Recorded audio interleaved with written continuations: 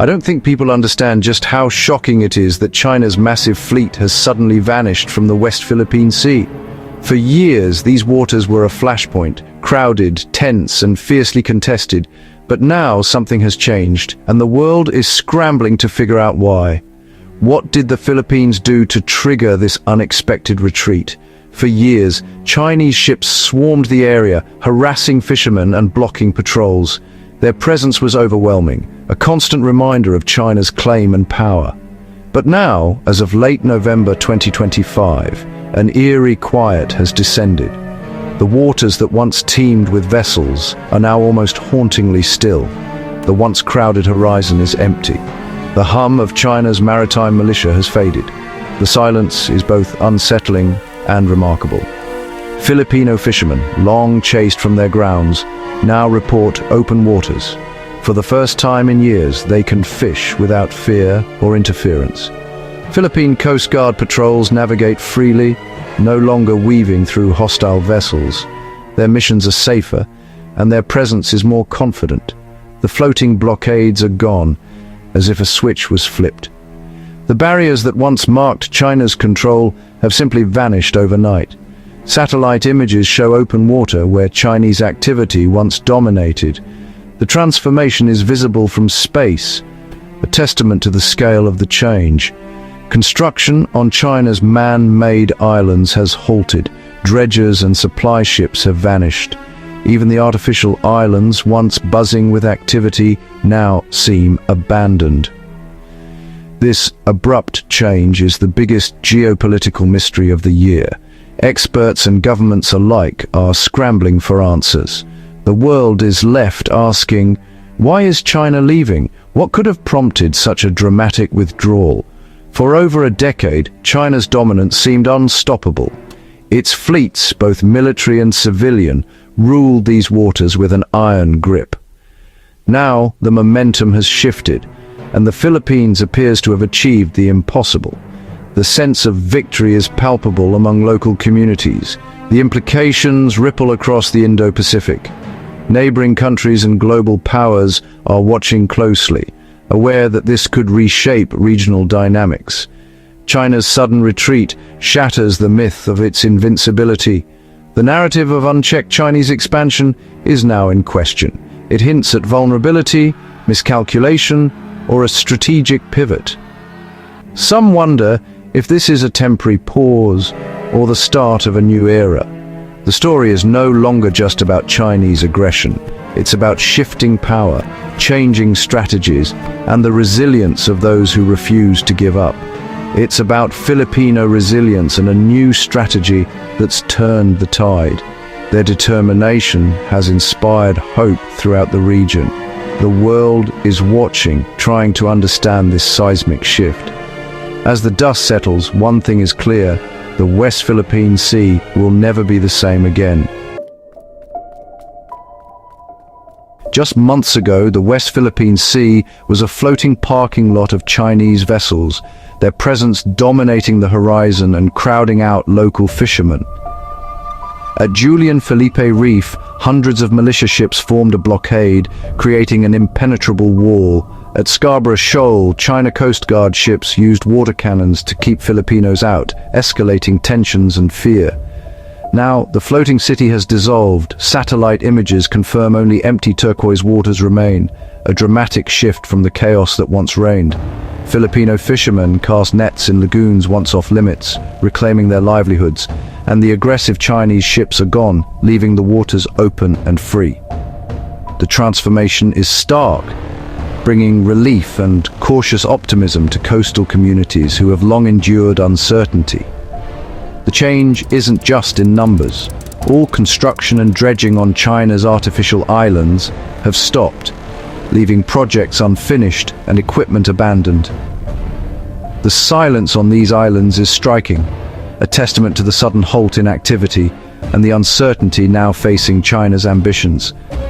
The supply lines are cut, suggesting the project is now too costly or risky to continue, and the logistical chain that once fed these outposts has unraveled. This before and after tells a powerful story. China's gray zone tactics have met their match, and the balance of power is shifting. The Philippines, once overwhelmed, has pushed back with determination, asserting its rights and presence in these contested waters.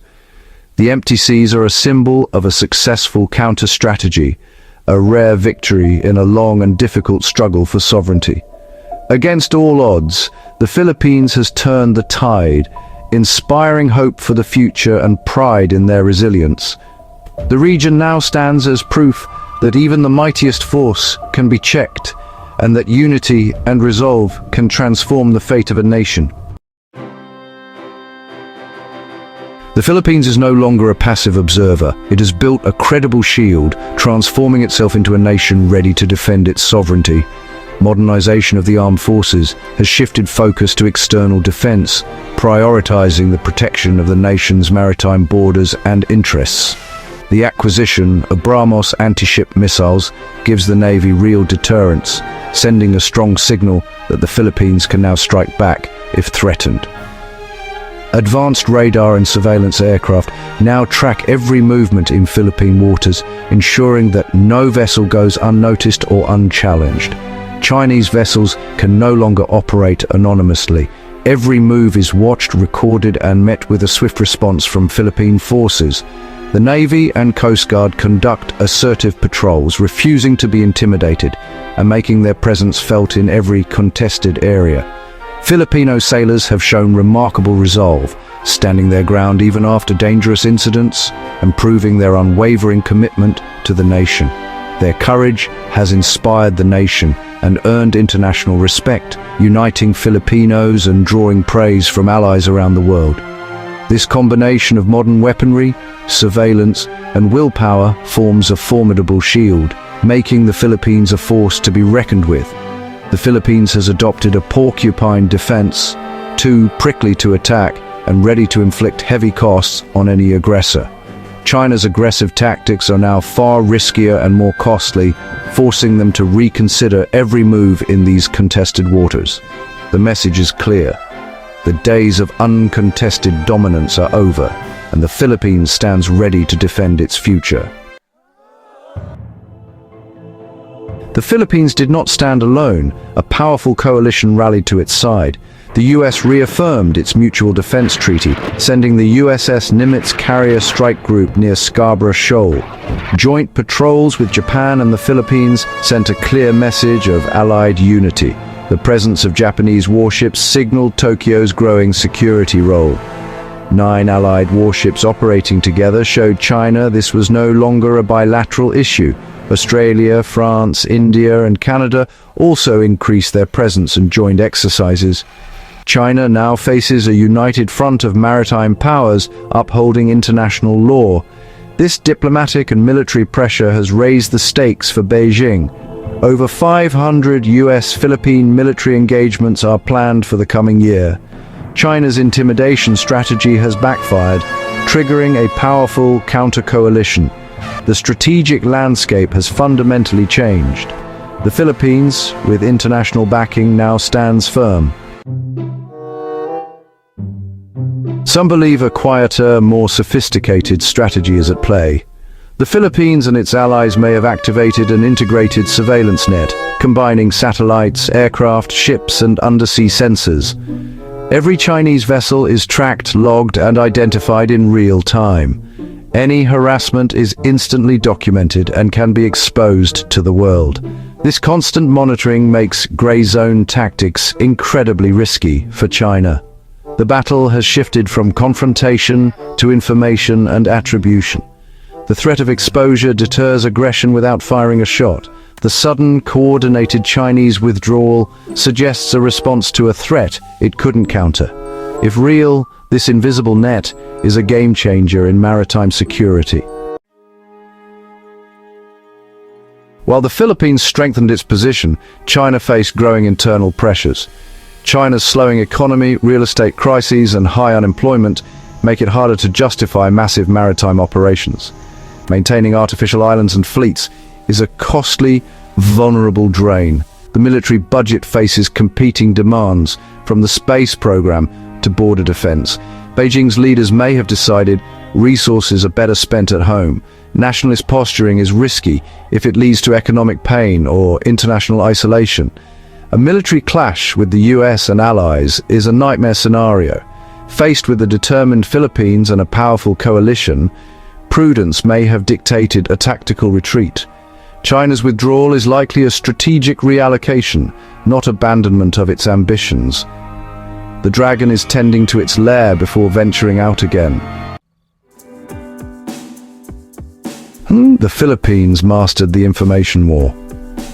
By embedding journalists and equipping crews with cameras, every Chinese provocation was documented and released globally.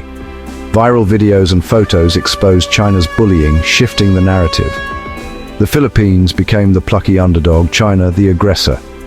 International support surged as the world saw the truth.